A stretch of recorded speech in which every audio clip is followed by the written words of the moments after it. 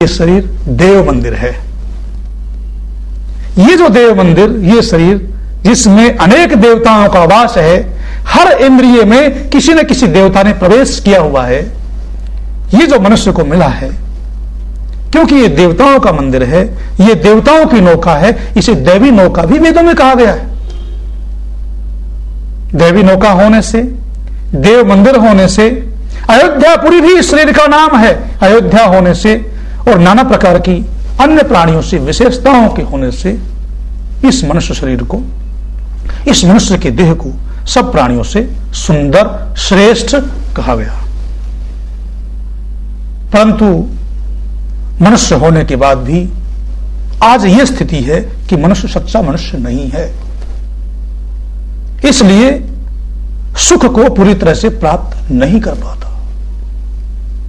उसका कारण यह है कि मनुष्य सच्चा मनुष्य नहीं है, क्योंकि सच्चा मनुष्य इसलिए नहीं है, उसने धर्म को अपने जीवन में ओतप्रोत नहीं कर रखा है।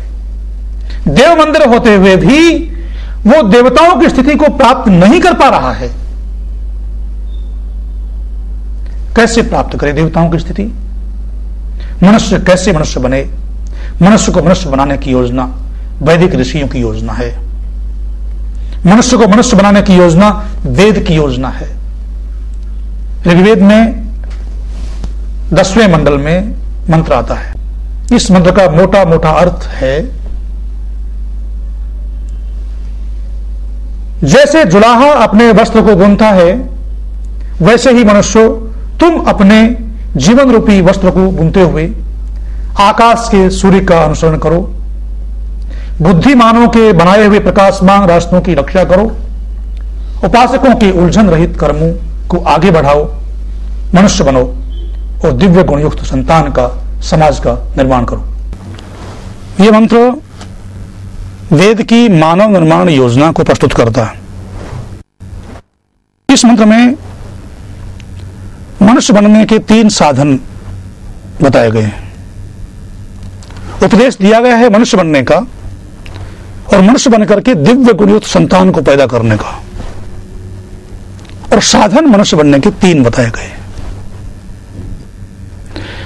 जैसे जुलाहा जैसे सूत से वस्त्र बनाता है, वैसा ही सूत बनाया जाएगा, वस्त्र बनाया जाएगा। यदि सूत अच्छी तरह से काता हुआ है, गांठों से रहित है, तो वस्त्र भी सुंदर बनेगा।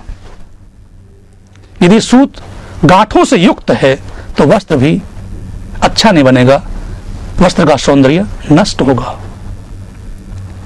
ऐसे ही मनुष्य भी अपने जीवन में अच्छे कर्मों को करते हुए अपने जीवन रूपी वस्त्र का निर्माण करे, क्योंकि मनुष्य जो भी कर्म करता है, उन कर्मों का सूक्ष्म प्रभाव उसके मस्तिष्क पर पड़ता है।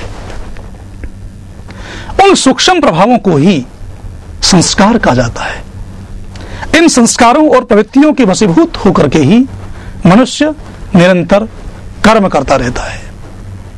ये वेद मंत्र कहता है कि अच्छे संस्कारों को, अच्छी प्रवृत्तियों को अपने जीवन में धारण करते हुए तुम अपने जीवन रूपी वस्त्र का निर्माण करो, और ये सब करते हुए सूर्य का अनुसरण करो।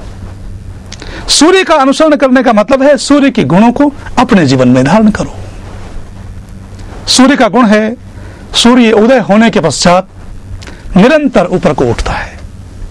मनुष्य भी अपने जीवन में निरंतर उन्नति करे। उद्यानम ते पुरुषा नावयानम।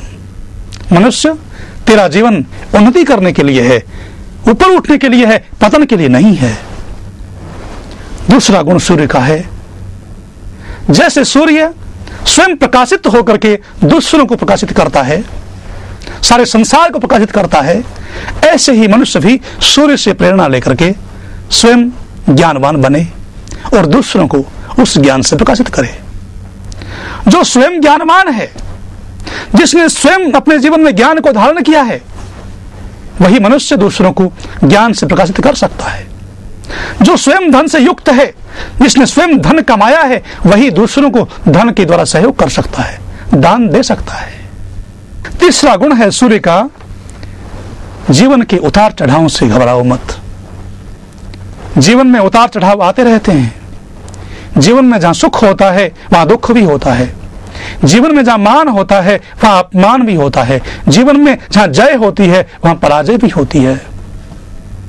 बरसात के दिनों में आकाश में काली घटाएं छा जाती हैं, बादलों से सारा आकाश ढक जाता है और सूर्य उन बादलों के पीछे छिप जाता है।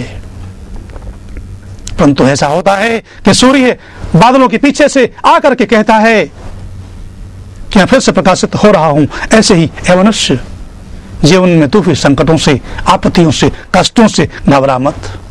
संकट, आपत्तियां, कष्ट जैसे आते हैं वैसे ही चले भी जाते हैं।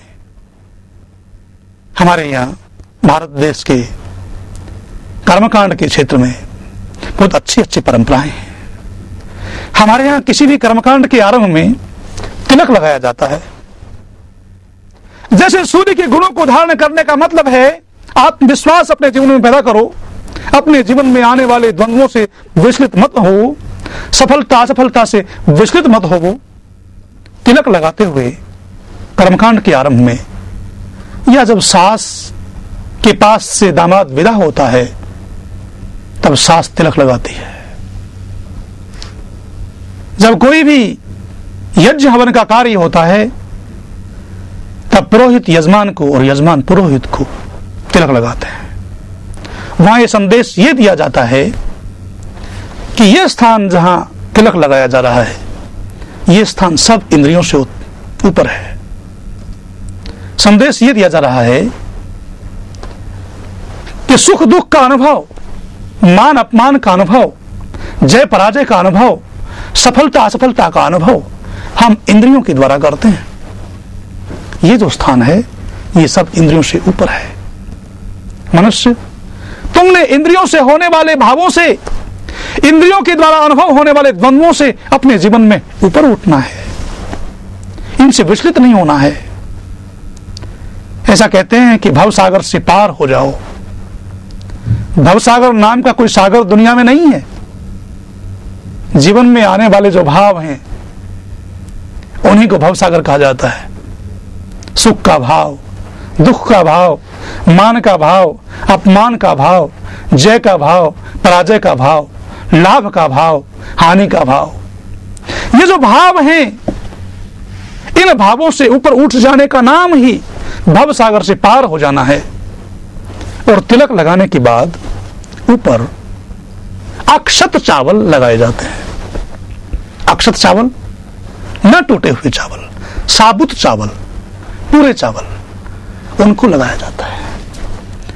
अक्षत चावल लगाते हुए यह संदेश दिया जाता है कि जैसे ये चावल ओखली में मूसल के प्रहार को सहने के बाद भी टूटा नहीं है, अक्षत रह गया है, ऐसे ही ए मनुष्य, तू भी जीवन में आने वाले द्वंद्वों से विचलित मत होना।